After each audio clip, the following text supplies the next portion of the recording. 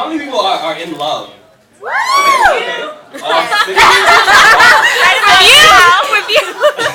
Say with me. How many people are not in love and nowhere close to being in love? Okay, so we got.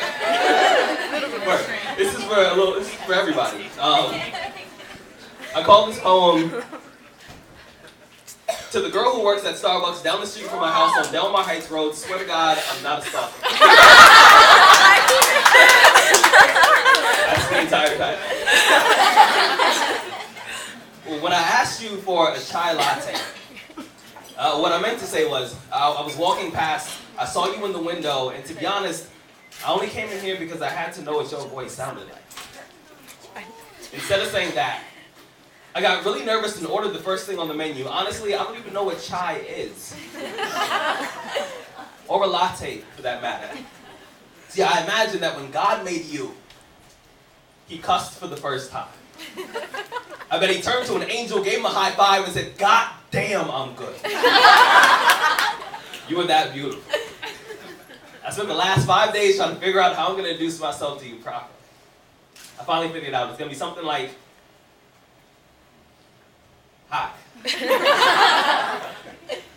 That's all I got so far.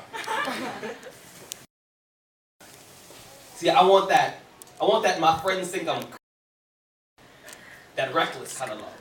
That wake up early, make you breakfast kind of love. That crack open my life and say, look, you got to see this kind of love. Forget the shallow stuff. I want the deepest kind of love. That every time I see you, I fall to pieces kind of love. That I want to stay up late and tell you all my secrets kind of love. That stand next to me kind of love. That you are my destiny kind of love. That and no matter what happens, you always get the best of me kind of love. That you get my heart, my mind, this world gets the rest of me kind of love. That invest in me kind of love. Because you already know that I'm invested in you kind of love. That you come home upset, you don't have to say nothing. I already know what to do. Kind of love that. That love. I want you to bite my lip until I can no longer speak. And then suck my ex-girlfriend's name out of my mouth just to make sure she never comes up in our conversations.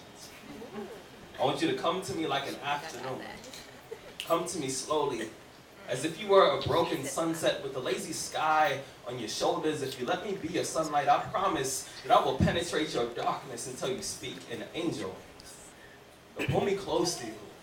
Tell me that you love me. And then scratch your future into my back so I can be everything that you live for. I promise that I will die for you.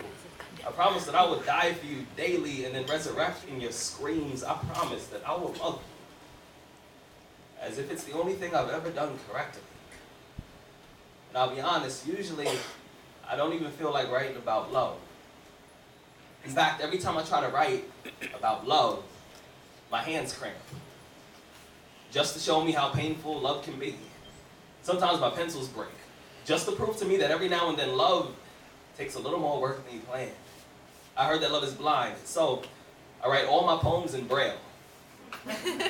My poems I never actually finished because true love is endless. I've always believed that real love is kind of like a supermodel before she's airbrushed. It's pure and imperfect, just the way that it was intended. I'm going to be honest, I'm not much of a love poet, but if I was to wake up tomorrow morning and decide that I really wanted to write about love, my first poem, it would be about you. About how I love you the same way that I learned how to ride a bike. Scared.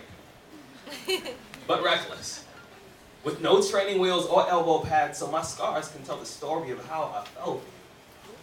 See, I'm not much of a love poet, but if I was, I'd write about how I see your face in every cloud and your reflection in every window. You see, I've written a million poems, hoping that somehow, maybe some way, you'll jump out of the page and be closer to me, because if you were here right now, I would massage your back until your skin sings songs that your lips don't even know the words to.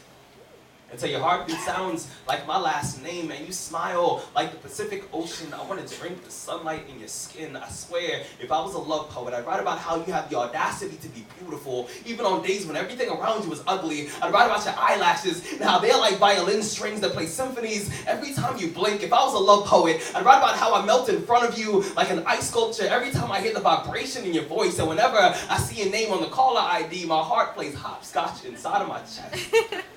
It climbs onto my ribs like monkey bars, and I feel like a child all over again. I know this sounds weird, but sometimes I pray that God somehow turns you back into one of my ribs just so I would never have to spend an entire day without you. And I swear, I'm usually not a love poet. But if I was to wake up tomorrow morning and decide that I really wanted to write about love, my first poem would be about you. And after all that, she was like, so how do you feel about me? I said, let's put it like this. I want to be your ex-boyfriend's stuntman. I want to do everything that he never had the courage to do, like trust you. I swear, when our lips touch, I can taste the next 60 years of my life.